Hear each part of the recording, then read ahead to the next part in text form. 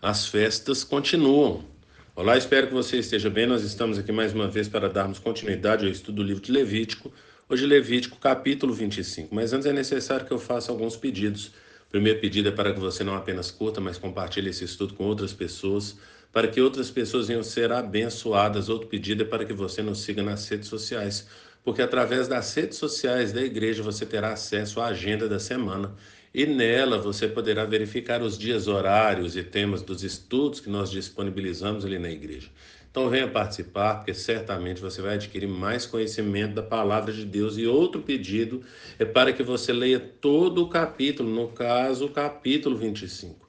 Depois desses pedidos, eu quero ler aqui do versículo 1 até o versículo 7, que diz: Então disse o Senhor a Moisés no Monte Sinai: Diga o seguinte aos israelitas: quando vocês entrarem na terra que lhes dou, a própria terra guardará um sábado para o Senhor.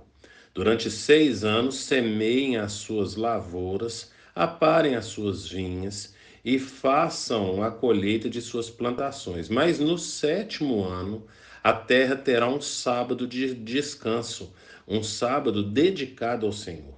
Não semeiem as suas lavouras, nem aparem as suas vinhas. Não colham o que cresce por si, nem colham as uvas das suas vinhas, que não serão podadas. A terra terá um ano de descanso. Vocês se sustentarão do que a terra produzir no ano de descanso. Você, o seu escravo, a sua escrava, trabalhador contratado e o residente temporário que vive entre vocês, bem como os seus rebanhos e os animais selvagens de sua terra. Tudo o que a terra produzir poderá ser comido. Então, nós percebemos aqui agora a respeito do ano sabático.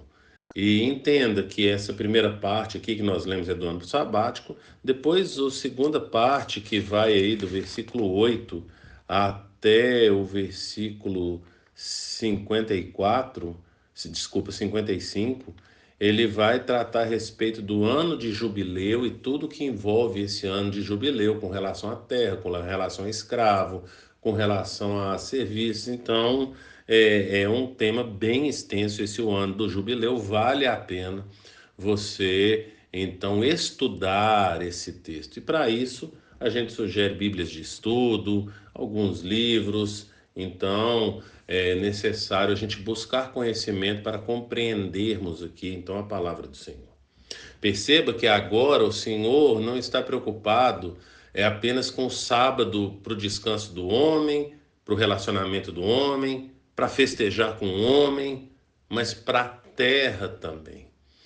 E essa terra Deus leva tanto em consideração que aqui no versículo 23 do capítulo 25, lá onde já está tratando do tema jubileu, está escrito assim: a terra não poderá ser vendida definitivamente, porque ela é minha, e vocês são apenas estrangeiros e imigrantes. Portanto, a terra pertence ao Senhor. Se você tem um pedaço de terra, entenda que essa terra não é sua, essa terra pertence ao Senhor. Toda a terra e tudo que nela há pertence ao Senhor. E por isso, tudo que existe e que está dentro da terra precisa se adequar ao padrão de Deus.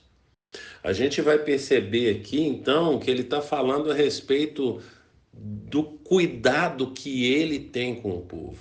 Ele está falando assim: olha, você vai trabalhar durante 6 anos, o sétimo ano, não planta nada, não. Não faz nada com a terra. A terra produzir não é para você arrancar para você vender. Está dentro da sua terra, mas não é seu, não pertence a você. Então, se nascer alguma coisa aí no seu pedaço de terra, no sétimo ano, que é o do descanso da terra, qualquer um que passar pode pegar e comer, porque não é seu. É para alimento para os moradores da terra. Então, as pessoas que moram nessa terra vão se alimentar disso que vai produzir. Não é para você negociar, nem você. Então, quem vai ser sustentado por ela, ele vem falando aqui, lá no versículo 9. Vocês, versículo 9, não, desculpa, versículo 6. Vocês se sustentarão do que a terra produzir no ano de descanso. Você, o seu escravo, a sua escrava, o trabalhador contratado, o residente temporário, quem vive entre vocês, bem como os seus rebanhos, os animais selvagens de sua terra. Todo mundo aí vai comer do que a terra produzir naturalmente.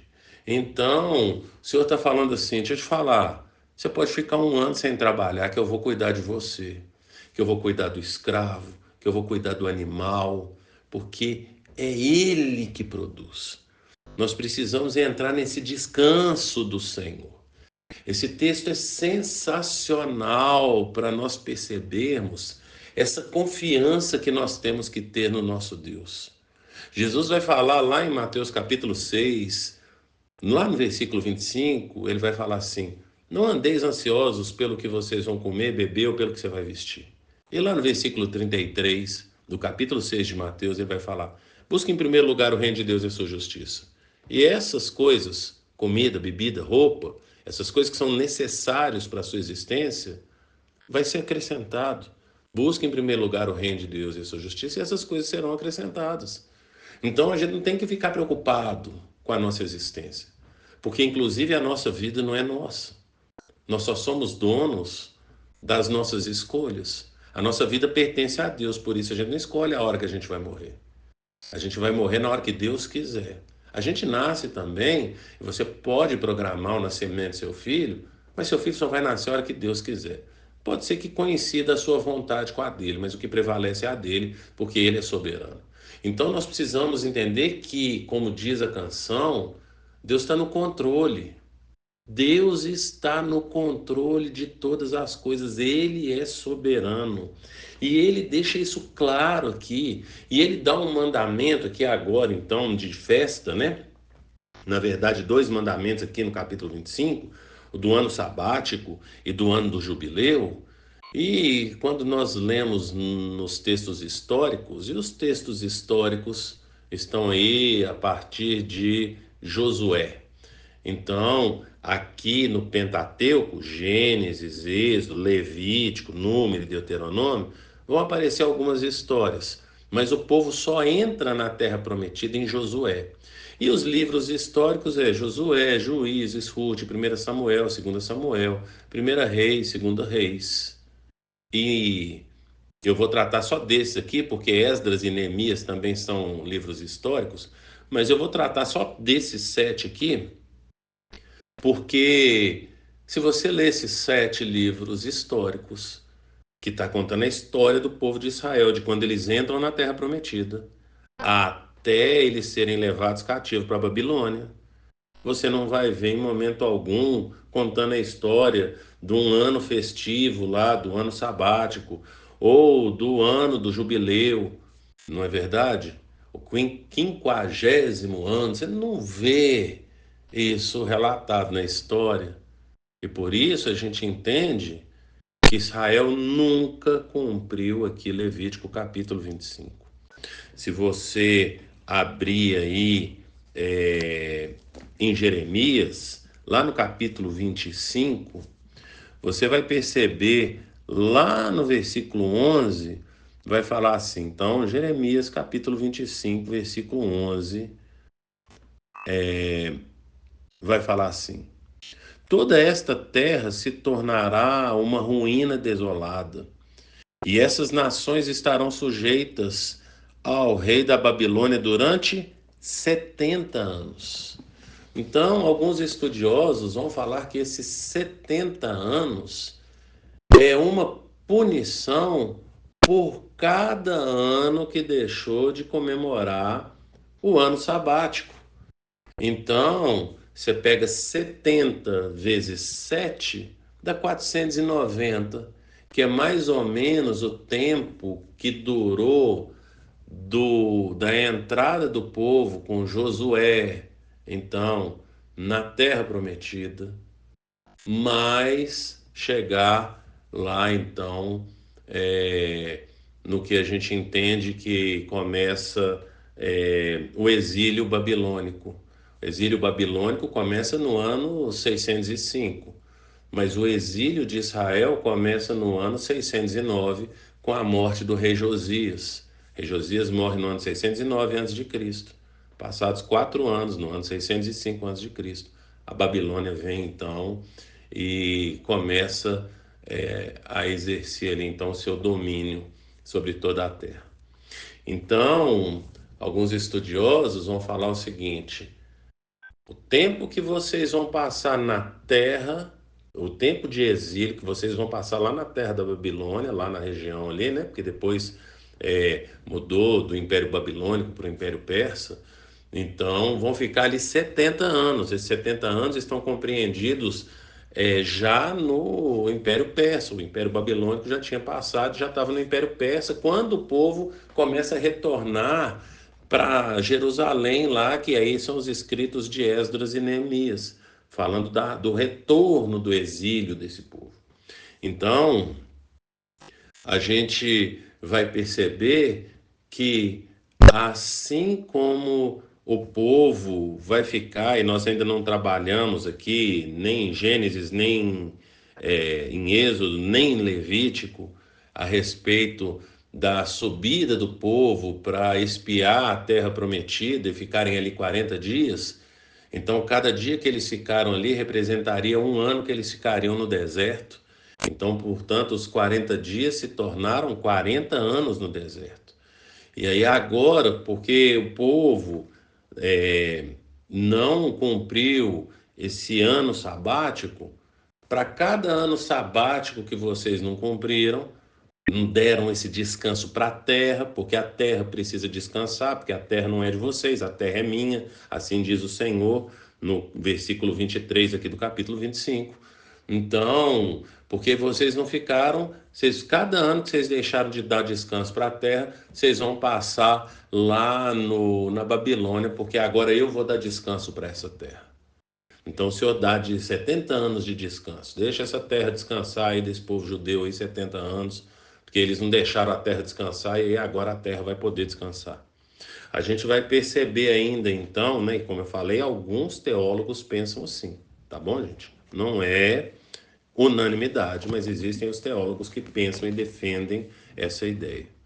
Mas lá em Mateus capítulo 12, no versículo 8, Jesus vai falar, e o texto começa lá no versículo 1, falando lá então que Jesus, num sábado, ele saiu ali por uma lavoura ali com seus discípulos, e ali eles começaram a colher espigas para comê-las. E aí vai ter um BO lá, né, com, com, com os discípulos de Jesus, né, e alguns ali fariseus. Então você vai ver aí eles tendo essa discussão aí no porquê que eles poderiam ou não colher ali. E no versículo 8 Jesus vai falar: pois o Filho do Homem é Senhor do sábado. Então a discussão era no sábado. Vocês estão comendo milho aí, não é verdade? Vocês estão colhendo espiga aí e estão comendo aí. E aí o que acontece? Ao invés de vocês comerem essas espigas, vocês não poderiam colher para comer essas espigas, porque hoje é sábado, não pode fazer isso. Jesus fala assim: eu sou o Senhor do sábado. É Ele que é o dono do sábado. Então Ele é que vai falar como que deve funcionar o sábado e como que a gente deve cumprir esse mandamento, que é o quarto dos 10 mandamentos, de guardar o sábado, porque os fariseus ali tinham essa preocupação, justamente porque existe essa possibilidade, então, deles terem passado 70 anos no exílio babilônico, porque não deram e não cumpriram esse descanso da terra. E a gente não vai perceber, como falamos, nem o descanso da terra, nem o jubileu. A gente não percebe nos escritos históricos, mas a gente entende que é um mandamento do Senhor e que a terra é do Senhor. Portanto, algo que nós precisamos aprender a partir dessa história é que Jesus falou lá no Sermão do Monte. Nós falamos aqui de Mateus, na verdade, Mateus capítulo 12, mas lá no capítulo 5, Jesus vai falar então que Os mandamentos, enquanto houver céus e terra, não vai cair nenhum tio dos mandamentos, e ele não veio para quebrar os mandamentos, não é verdade? Mas ele veio para cumprir. Lá no versículo 17, está escrito, Mateus capítulo 5, versículo 17, está escrito: não pensem que vim abolir a lei ou os profetas, não vim abolir, mas cumprir. Digo-lhes a verdade, enquanto existirem céus e terra, de forma alguma desaparecerá da lei a menor da letra ou menor traço, até que tudo se cumpra. Portanto, e aí ele continua, versículo 19: todo aquele que desobedece a um desses mandamentos, ainda que dos menores, e ensine os outros a fazerem o mesmo, será chamado menor no reino dos céus, mas todo aquele que praticar e ensinar esses mandamentos será chamado grande no reino dos céus.